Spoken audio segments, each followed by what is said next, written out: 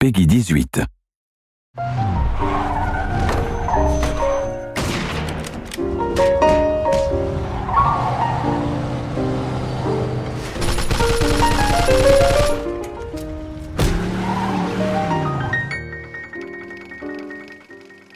At its core, Mafia 2 is a third-person action crime game. It has all the exciting car chases, all the gunfights and all the melee combat that you'd expect from a game like this. Our target kind of experience was very much things like Goodfellas, Godfather, very kind of adult movies with very serious themes. And for that to happen, we needed the game world to be realistic.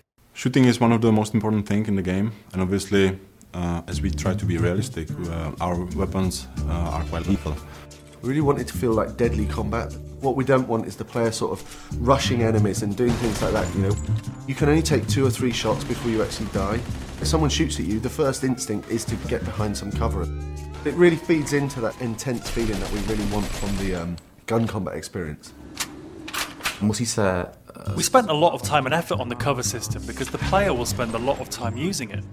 But you have to be careful because the cover can often be easily destroyed.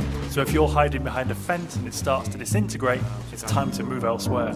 This destructibility was a big thing for us. We wanted to fill the whole city with a massive number of destructible objects, so the player felt that they could pretty much destroy anything. The player can use a wide range of weapons, from pistols to submachine guns. Of course, we had to include the classic Tommy gun that everyone knows from the Mafia movies. We do massive explosions from different stuff, like vehicles can be exploded. With some Molotov cocktails, they'll sort of set fire to the gasoline as it falls on the floor.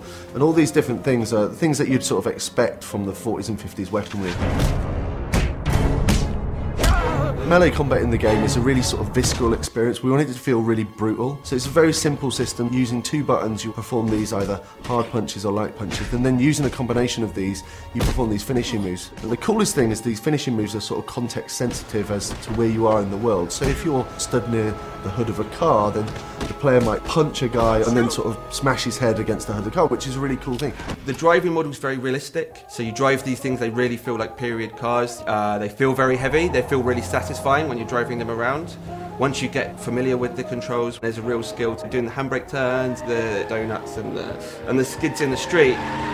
The inspiration for these has been the cars and the car chases that you see in gangster movies. So if you visualise a gangster movie chase, you know, the cars screeching around the corner with the smoke coming off the tyres, guys shooting out of the windows with Tommy guns, this is very much one of the key goals for the driving experience.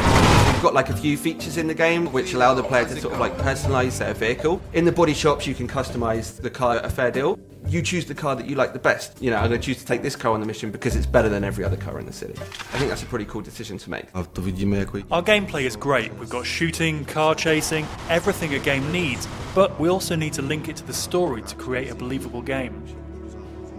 We needed to move away from some of the more arcadey conventions that you see in other open world games and focus more on a realistic experience for the player, so the player behaves like a mafia gangster.